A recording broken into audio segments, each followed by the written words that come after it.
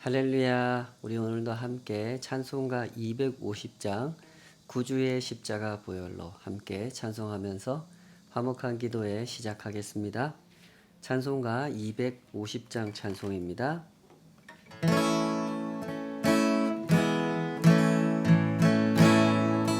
구주의 십자가 보혈로 죄 씻음 받기를 원하네. 내 죄를 씻으신 주 이름 찬송합시다. 찬송합시다. 찬송합시다. 내 죄를 씻으신 주 이름 찬송합시다. 죄악을 속하여 주신 주 내 속에 들어와 계시네. 십자가 앞에서 주 이름 찬송합시다. 찬송합시다. 찬송합시다. 내 죄를 씻으신 주 이름 찬송합시다. 주 앞에 흐르는 생명수 날 씻어 정하게 하시네. 내 기쁜 정성을 다하여 찬송합시다. 찬송합시다. 찬송합시다. 내 죄를 씻으신 주 이름 찬송합시다. 내 주께 회개한 영혼은 생명수 가운데 젖었네. 흠없고 순전한 주 이름 찬송합시다. 찬송합시다. 찬송합시다. 내 죄를 씻으신 주 이름 찬송합시다.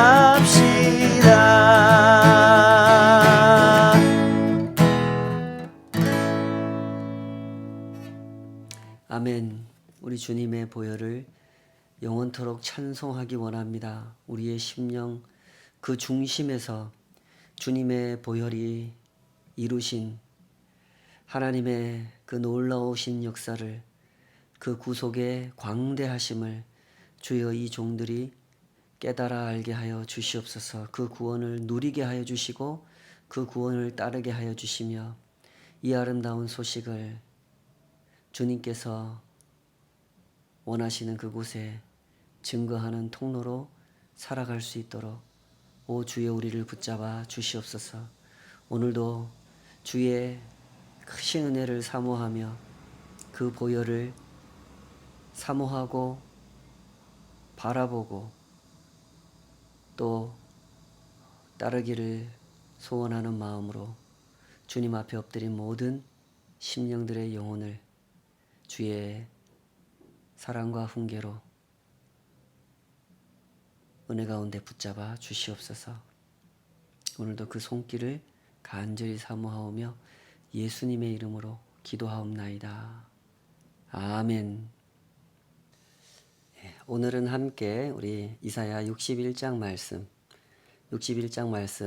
함께 살펴보면서 여호와의 제사장이라 일컬음을 받을 것이라, 이런 제목으로 함께 이 말씀 헤아려 보도록 하겠습니다. 누군가로부터 신앙생활이 무엇입니까? 하는 질문을 받는다면 뭐 여러 가지로 대답을 할 수 있겠지만 오늘 본문과 관련해서는 이렇게 대답할 수 있을 것 같습니다. 신앙생활이란 구원이 무엇인지를 배우고 구원을 누리는 생활입니다. 이렇게 답변 드리는 것이 가장 좋을 것 같습니다. 그러나 우리가 현실 속에서 경험해 보면 이런 신앙생활을 제대로 경험하는 분들이 많은 것 같지는 않습니다. 구원이 무엇인지를 배우고 구원을 누리는 생활, 이것을 잘 경험하는 사람, 그렇게 흔하게 보기 어렵다는 거죠. 성경을 통해서 우리가 확인하게 되는 사실은 이런 겁니다. 하나님의 구원이라는 것에 대해서 아주 오랜 시간 동안 아주 상세하게 보고 배우고 경험한 그 이스라엘 백성들이 하나님의 구원을 잘 배우지도 못했고 잘 누리지도 못했다는 거죠.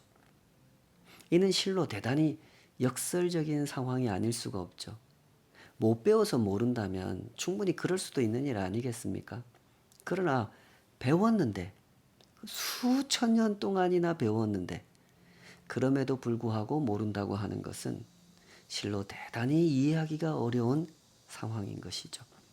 물론 구원을 가르쳐 주신 하나님께 문제가 있었던 건 아닙니다. 구원을 배워야 했고 구원을 받아야 하는 입장에 있었던 이스라엘 백성들에게 문제가 있었던 거죠. 하나님께서는 많이 보여주셨지만 그들은 보지 않았습니다. 하나님께서 보여주지 않으셔서 못 본 것이 아니라 보여주셨음에도 불구하고 애써 눈을 감고 보지 않았던 거죠. 하나님께서는 많이 설명해 주셨지만 그들은 이해하지 못했습니다. 하나님께서 설명을 어렵게 설명하셔서 그래서 이해를 못한 것이 아니라 이스라엘 백성들이 마음을 열고 진실한 마음으로 듣지 않았기 때문에 그래서 하나님의 구원을 이해할 수가 없었던 것이죠.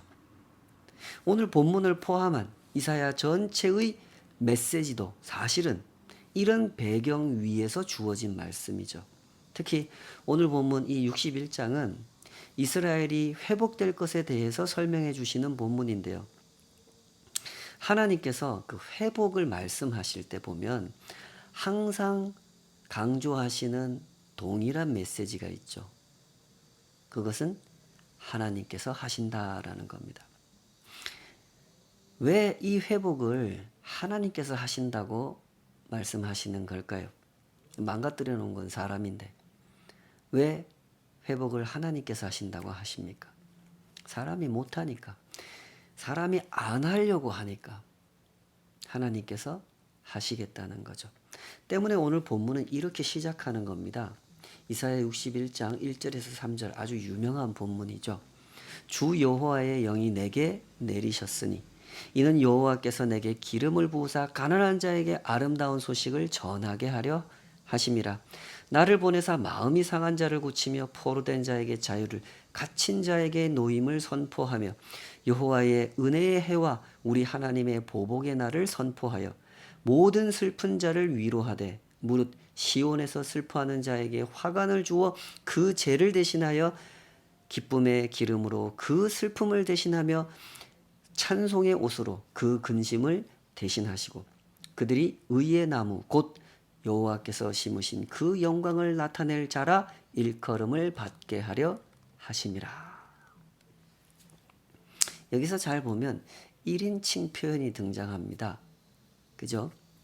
주 여호와의 영이 내게 내리셨다 그럽니다. 이는 여호와께서 내게 기름을 부으사 가난한 자에게 아름다운 소식을 전하게 하려 하심이라. 나를 보내사 마음이 상한 자를 고치며 이렇게 이야기하죠. 지금 이 말을 하고 있는 1인칭 화자는 누구일까요? 본문의 전후 맥락 그 내용을 통해서 우리는 이 사람이 하나님 앞에 서서 사명을 받는 존재, 하나님께로부터 기름 부음을 받은 존재라는 것을 알 수가 있는데요. 간단하게 말해서 이 사람은 앞서 그 이사야 40장에서 55장 그 사이에 있는 본문, 거기에 그 네 군데 본문에 등장했던 여호와의 종 기억나시죠? 그 여호와의 종이라는 것을 알 수가 있습니다. 여호와의 종이 이렇게 말하는 거죠. 내가 가난한 자에게 아름다운 소식을 전하고 마음이 상한 자를 고치고 포로된 자에게 자유를, 갇힌 자에게 노임을 선포하며 여호와의 은혜의 해와 우리 하나님의 보복의 날을 선포하며 모든 슬픈 자를 위로할 것이라고 그렇게 말했습니다. 그런데 보십시오. 이 여호와의 종이 그렇게 할 수 있는 이유, 그렇게 하려고 하는 이유를 어떻게 설명하고 있습니까? 주 여호와의 영이 내게 내리셨기 때문이다. 이렇게 설명하고 있죠. 여기서 주 여호와의 영이 내게 내리셨다라고 하는 말은 다른 말로 바꾸면 하나님의 마음을 내 마음에 품게 되었다 하는 뜻입니다. 성경에 등장하는 어떤 표현이든지 마찬가지지만 어떤 단어 또 생소한 단어가 등장하면 꼭 그 문맥을 확인하면서 그 단어의 의미를 헤아려야 하는 법이죠. 그러나 우리 한국 교회의 상황을 보면 워낙 이런 훈련이 안 돼 있고 기본적인 구문법조차 고려하지 않는 그런 방식으로 성경을 읽죠. 본문의 의미를 정확하게 읽어내려고 하지 않고 그저 은혜롭게만 읽어버리려고 하는 그런 안 좋은 습관이 있습니다. 그러다 보니 특히 많이 오해하고 있는 단어가 바로 이 영이라는 단어입니다. 제가 느낄 때 한국 교회 안에 적지 않은 사람들이 이 영이라고 하는 단어를 딱 듣게 되면 도교적 느낌으로 해석하는 경향이 강한 것 같습니다. 그러다 보니 영 이런 단어가 들리면 귀신적인 느낌으로 이 단어를 해석해 버리면서 방언이나 치유, 앞일에 대한 예언 이런 신비 체험을 강조하는 방향으로 이 본문의 의미를 해석해 내려고 하는 그런 경향이 두드러지게 나타나죠. 그러나 이 영이라는 단어가 사용된 본문을 하나하나 찾아서 읽어보시고 여기 이 구절에서도 전후 문맥을 잘 헤아려서 읽어보시면 성경에서 말하는 영이라고 하는 단어가 그런 의미를 가지고 사용되는 단어가 아니라는 것을 금방 아실 수가 있습니다. 여기서 여호와의 영이 임했다라고 표현하는 것은 바로 다음에 나오는 하나님이 내게 기름을 부으셨다라는 표현과 사실상 같은 의미를 담고 있는 말입니다. 다시 말해서 이 두 문장 모두 하나님께로부터 사명을 받았다라는 의미를 담고 있는 그런 말이라는 거죠. 여호와의 종이란 그런 사람입니다. 하나님께서 맡겨주신 일을 감당하는 사람이죠. 근데 하나님께서 맡겨주신 일을 감당하려면 그 사람에게 가장 먼저 필요한 게 무엇이겠습니까? 하나님의 마음을 공유하는 일이란 말입니다. 우리는 여기서 그 1절에서 3절에 그 여호와의 종이 한 말, 그 메시지가 예수님의 공생애를 통해서 완벽하게 성취되었다는 사실을 믿고 있는 사람들이죠. 기독교인이라는 말은 그런 뜻입니다. 기억하시겠지만 누가복음 4장에 보면 예수님께서 공생애를 시작하시는 그 상황에서 바로 이 말씀을 그대로 인용하시지 않습니까? 이사야 61장 1절에서 3절 말씀을 읽으시고 오늘 이 말씀이 너희가 듣는 가운데 이루어졌다, 응했다라고 사람들에게 소개하셨죠. 실로 예수님은 이 말씀 그대로 활동하셨습니다. 하나님을 거부하는 이 땅에 하나님의 구원을 선포하시고 참된 자유와 해방을 선포하셨죠. 그러나 예수님 당시의 유대인들도 하나님의 구원을 이해하지 못하는 사람들이었습니다.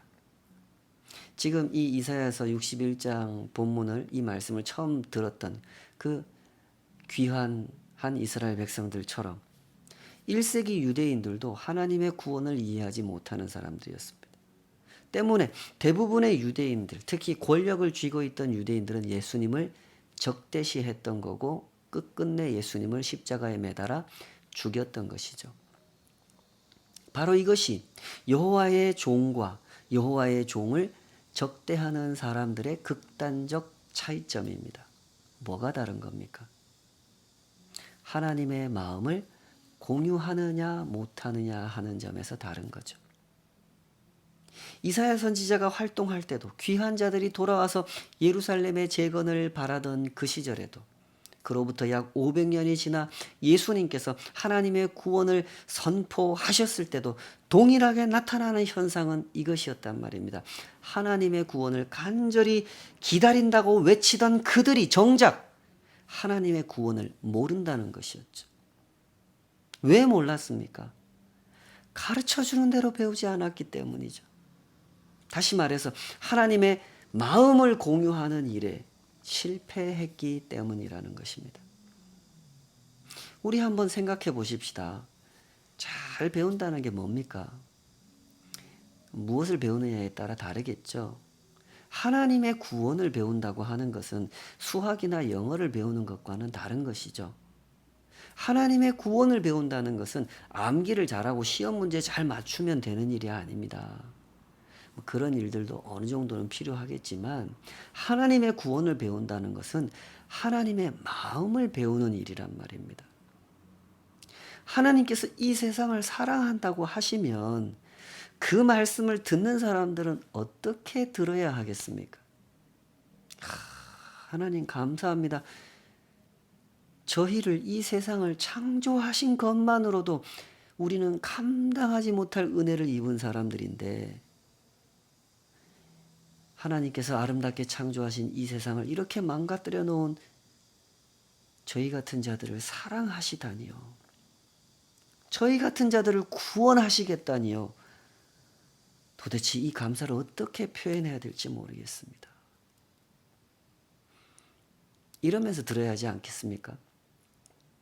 하나님께서 하나님의 마음을 보여주시면 그 마음으로 받고 마음으로 반응을 해야 되는데 이사야 선지자가 활동할 때도 귀한 자들이 돌아왔을 때도 하나님의 아들 예수 그리스도가 이 땅을 찾아오셨을 때도 이스라엘에는 그렇게 반응하는 사람들이 거의 없었단 말입니다. 그런 점에서 이스라엘 사람들은 철저하게 실패한 사람들이었던 것이죠. 하나님께서 보여주신 마음으로 받는 일에 실패한 사람들이었다는 말입니다. 때문에 하나님께서 보내신 여호와의 종은 이런 모습으로 나타나신다는 겁니다. 주 여호와의 영이 임재하신 모습으로, 하나님께 기름 부음을 받은 모습으로, 다시 말해서 하나님의 마음을 공유하신 마음으로 이 세상에 나타나신다는 거죠. 때문에 예수님을 소개할 때 복음서의 저자들은 예수님을 그런 식으로 소개하는 겁니다. 특히 사도 요한이 쓴 복음서에 보면 이렇게 설명을 하고 있죠. 요한복음 1장 1절 태초에 말씀이 계시니라. 이 말씀이 하나님과 함께 계셨으니 이 말씀은 곧 하나님이시니라. 14절 말씀이 육신이 되어 우리 가운데 거하시며 우리가 그의 영광을 보니 아버지의 독생자의 영광이요 은혜와 진리가 충만하더라. 18절 본래 하나님을 본 사람이 없으되 아버지 품속에 있는 독생하신 하나님이 나타내셨느니라. 하나님의 마음, 하나님의 생각을 공유하시는 분, 보이지 않는 하나님을 볼 수 있도록 해주신 분이 예수님이라고 소개를 했던 거죠. 그러므로 언제나 이 사실을 잘 이해하시기 바랍니다. 하나님의 일은 하나님께서 하십니다. 이 세상을 구원하시는 일, 그것은 사람이 할 수 있는 일이 아니죠. 때문에 하나님께서 하셨고 하나님께서 하시고 계시며 하나님께서 하실 겁니다. 그러면 하나님의 백성들은 뭘 해야 될까요? 하나님의 마음으로 받는 일을 해야 되는 겁니다. 하나님께서 왜 이 세상을 구원하겠다고 하시는지 그 마음으로 받아야 되는 겁니다. 이론으로 받아들이고 교리로 받아들이는 것이 아니라 마음으로 받아들여야 되는 겁니다. 하나님께서 이 불의한 세상에 하나님의 보복의 날을 선포하시고 이 세상을 구원하겠다고 하셨으면서 왜 칼을 들고 그 일을 하시는 것이 아니라 십자가를 지고 그 일을 하셨는지 하나님의 그 마음을 마음으로 받아야 한단 말입니다. 그것이 하나님의 백성들이 해야 하는 일인 것이죠. 이 귀한 자들의 상황을 생각해 보십시다. 그들이 살던 시대, 그들이 살던 세상의 문제가 뭐였습니까? 그때나 그 전이나 지금이나 세상은 언제나 동일한 문제를 겪고 있죠. 세상은 힘을 숭배합니다. 하나님을 하나님으로 섬기는 것이 아니라 힘을 하나님으로 섬기고 싶어 하죠. 그래서 힘으로 승부하려고 합니다. 공존하는 길을 찾으려 하는 것이 아니라 공멸하는 길을 찾고 있죠. 물론 겉으로 그렇게 말하는 사람은 없습니다. 겉으로는 다 똑같이 이야기하죠. 공생하자고 말하고 윈윈하자고 말합니다. 그러나 그 속에 그 진심은 공생의 마음이 없습니다. 내가 너보다 강하다는 것을 인정받는 모습으로, 내가 너보다 잘났다는 것을 대접받는 그 모습으로, 그 구도 하에서 공생을 생각하는 것이지 진정한 공생을 생각하는 것이 아니란 말이죠. 때문에 다툼이 쉬지 않고 열등감이 폭발하고 교만이 하늘을 찌르고 세대 갈등이 일어나고 젠더 혐오가 생기고 이렇게 편을 갈랐다 저렇게 편을 갈랐다 파벌이 형성됐다 하면서 쉼 없이 다투는 세상을 만들어가면서 세상은 공멸을 향하여 나아가고 있는 것이죠. 여러 가지 정황을 볼 때 이사야 56장에서 66장 이 본문은요. 이 본문의 그 시대적 배경이 느헤미야나 에스라가 활동했던 시대와 비슷한 시대라고 할 수가 있는데요.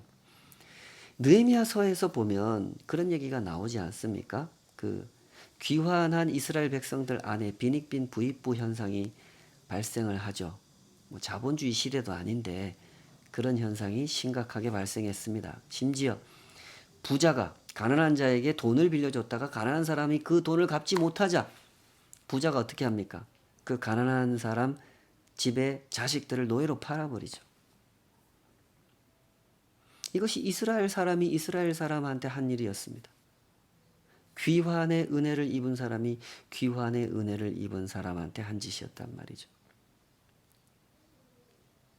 기환자들의 생활에 하나님도 없었고 하나님의 의로운 법도 없었단 말이죠. 그들은 철저하게 돈을 숭배했고 힘을 숭배했습니다.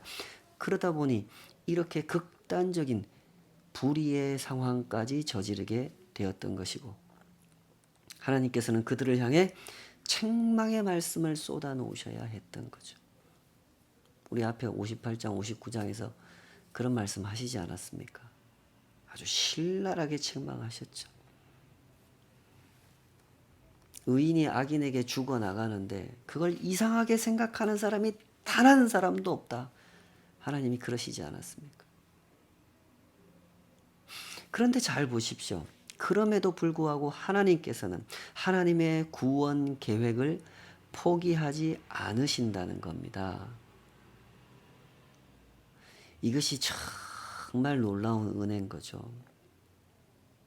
우리에게 언제나 중요한 사실은 이겁니다. 세상이 아무리 하나님께 관심이 없고 하나님의 구원에 무지하더라도 심지어 하나님께 택함을 받고 은혜를 받은 백성들마저 하나님을 배반하고 또 배반하고 또 배반하더라도 하나님의 구원은 멈추지 않고 지속된다는 것입니다. 잘 보십시오. 하나님의 구원이라는 것이 무엇입니까? 그것은 가난한 자에게 아름다운 소식을 전하는 것이고 마음이 상한 자를 고치는 것이고 포로된 자에게 자유를 갇힌 자에게 노임을 선포하는 것이고 모든 것을 제자리로 회복시키시는 세상의 사람들이 힘을 숭배하고 돈을 숭배하느라고 망가뜨려버린 그 모든 것을 제자리로 회복시키시는 원상태로 회복시키시는 여호와의 은혜의 해 희년이죠.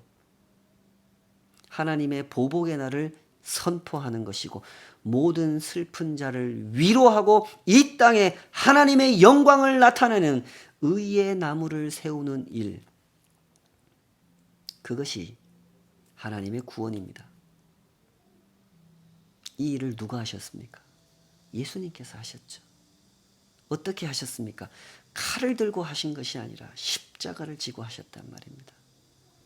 이것이 놀라운 신비죠. 그러나 사실입니다. 불의한 세상에 하나님의 보복을 실행하는 일은 칼을 들고 하는 일이 아닙니다. 십자가를 지고 하는 일이란 말입니다. 누가 이 길을 따를 수 있겠습니까? 하나님의 마음을 공유하는 사람, 하나님의 생각, 하나님의 뜻, 하나님의 구원을 배우고 이해한 사람, 그 사람이 따를 수 있는 거죠. 진정 하나님의 구원은 십자가를 통해서만 이루어질 수밖에 없는 것이구나. 이걸 이해하는 사람이 따를 수 있단 말입니다. 주와 동행하는 성도 여러분, 이 말씀을 주목해 보십시오. 하나님 따르기를 실패한 이스라엘, 하나님의 구원을 배우는 일에 실패한 이스라엘을 향해 그럼에도 불구하고 하나님의 구원은 멈추지 않는다고 말씀하실 때 하나님께서 항상 강조하신 것이 무엇인지를 생각하시기 바랍니다. 그것은 주 여호와의 영을 사람에게 부어주겠다는 겁니다. 하나님의 마음을 사람의 마음에 부어주시겠다는 거죠. 왜 그것을 강조하십니까? 마음으로 하나님의 구원을 이해하지 못하는 사람은 결코 하나님께서 이루신 구원의 길을 따라갈 수 없기 때문입니다. 오늘 우리의 신앙생활을 점검해 보십시다. 스스로 질문해 보십시오. 하나님의 구원을 제대로 배우셨습니까? 하나님의 구원을 누리고 계십니까? 이미 많은 사람들이 비판과 성찰의 목소리를 내고 있죠. 교회 안에 구원을 모르는 사람이 너무 많다고 외치고 또 외치고 또 외치고 있습니다. 그러나 듣는 사람은 별로 없는 것 같습니다. 언제나 그랬죠. 언제라고 진리의 말씀이 선포될 때 그 복음에 반응하는 사람이 많았던 적은 별로 없죠. 그러나 하나님의 마음을 마음으로 받는 소수의 사람들이 항상 있었습니다. 에스라 같은 사람들이 있었고 느헤미야 같은 사람들이 있었단 말입니다. 초대교회 성도들 같은 사람들이 있었죠. 그들은 십자가에 달려 죽임을 당하신 예수님을 따르는 사람들이었습니다. 예수님을 그 시대에 따른다는 건 나도 죽을 수 있다는 것을 의미했죠. 그런데 어떻게 그들은 그렇게 예수님을 따를 수가 있었나요? 그들은 하나님의 구원을 배웠기 때문입니다. 하나님의 구원은 바벨론을 물리치거나 로마를 물리치는 일이 아니라 이 세상에 가득한 불의를 물리치는 일이고 악을 물리치는 일이라는 사실을 배웠던 거죠. 그런 일은 오직 십자가를 짐으로써 이루어진다는 사실을 배웠던 겁니다. 오른뺨을 치는 자에게 왼뺨을 돌려대고 겉옷을 빼앗으려고 하는 사람에게 속옷을 벗어줌으로써 이루어진다고 하는 사실을 배운 것입니다. 그래서 예수님을 따라 자기 십자가를 지고 따라갈 수가 있었던 것이죠. 그러므로 하나님의 구원을 배우시기 바랍니다. 하나님의 마음을 마음으로 받으셔야 됩니다. 내가 생각하는 정치적 틀, 내가 생각하는 경제적 틀, 내가 생각하는 복, 내가 생각하는 인생의 틀 안에다가 하나님의 구원을 억지로 끼워 맞추려고 해서는 안 됩니다. 이스라엘 백성들이 수천 년 동안 하나님의 구원을 배웠으나 지금까지도 하나님의 구원을 배우지 못하고 있는 이유가 바로 그것이란 말입니다. 그러니 그들이 반복했던 잘못을 우리가 따라할 이유가 무엇이겠습니까? 부디 힘으로 승부하는 삶을 멈추시기 바랍니다. 하나님의 구원을 배운 사람들은 결코 힘으로 승부하는 삶을 살지 않습니다. 이 세상 사람들이야 항상 목소리 큰 사람이 이긴다 이런 믿음을 가지고 살아가지만 하나님의 백성들은 그렇게 믿는 사람들이 아니죠. 하나님의 구원을 배운 사람들이 추구하는 것은 이것입니다. 하나님의 제사장으로 살아가는 것이죠. 61장 4절에서 6절 그들은 오래 황폐하였던 곳을 다시 쌓을 것이며 옛부터 무너진 곳을 다시 일으킬 것이며 황폐한 성읍 곧 대대로 무너져 있던 것들을 중수할 것이며 외인은 서서 너희 양떼를 칠 것이요 이방 사람은 너희 농부와 포도원지기가 될 것이나 오직 너희는 여호와의 제사장이라 일컬음을 받을 것이라. 사람들이 너희를 우리 하나님의 봉사자라 할 것이며 너희가 이방 나라들의 재물을 먹으며 그들의 영광을 얻어 자랑할 것이니라. 여호와의 제사장으로 살아가는 길, 이 복된 길을 걸어가시기 바랍니다. 이 복된 길을 걷기 위하여 기도하시고 이 복된 길을 걷기 위하여 배우시기 바랍니다. 성경을 배우는 것도 배우는 것이지만 일상의 생활 속에서도 배우는 거죠. 세상에 불의한 것을 보십시오. 정직한 눈으로 보십시오. 이것이 이 세상의 실상이구나 하는 것을 보고 배우셔야 합니다. 십자가를 진다고 하는 것은 이런 것이구나. 억울한 소리를 들을 때, 억울한 일을 당할 때 나도 힘이 있지만 우리도 힘이 있지 않습니까? 우리도 할 말이 있는 사람들이고 우리도 말 잘할 수 있는 사람들이죠. 우리도 뭐 큰 소리 칠 수 있습니다. 뭐가 무서워서 말을 못하겠습니까? 그러나 십자가를 지는 마음으로 참는 거죠. 그를 위해 기도하는 것입니다. 그 과정에 어찌 눈물이 없을 수 있으며 어찌 기도가 없을 수 있겠습니까? 우리는 그렇게 배워가고 그렇게 구원을 누리는 사람들입니다. 부디 이 복된 길을 걸어가시기 바랍니다. 가난한 자에게 아름다운 소식을 전하는 참 복된 삶을 누리시기 바랍니다. 구원받은 사람, 구원을 배운 사람이 누리는 복이라고 하는 것은 바로 이런 겁니다. 이 세상의 가난한 사람들, 의에 줄이고 목마른 사람들에게 아름다운 소식, 하나님의 구원을 전하는 일이죠. 부디 이런 복을 날마다 풍성하게 누리시기를 주님의 이름으로 축복합니다. 기도하겠습니다. 아버지 하나님, 이 복을 누리기 원합니다. 하나님의 구원을 겸손히 진실한 마음으로 정직하게 배우게 하여 주시옵소서. 하나님 가르쳐 주시는 대로 배우게 하여 주시옵소서. 내가 만들어 놓은 인생의 틀 안에다가 욕심의 틀 안에다가 하나님의 구원을 구겨 넣는,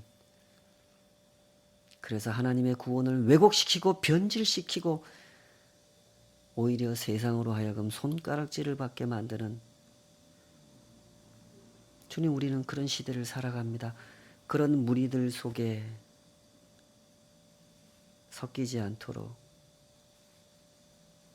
주님 우리를 지켜주시옵소서. 우리에게 거룩한 분별력을 허락하여 주셔서 하나님의 구원이 무엇인지 아는 자가 되게 하여 주시고 하나님의 그 마음을 마음으로 받는 자 되게 하여 주셔서 그 마음이 움직여 하나님을 신실하게 따르는, 그렇게 이 아름다운 소식을 증거하는 하나님의 일에 동참하는 자로 살아갈 수 있도록 우리 모두를 붙잡아 주시옵소서. 예수님의 이름으로 기도하옵나이다. 아멘.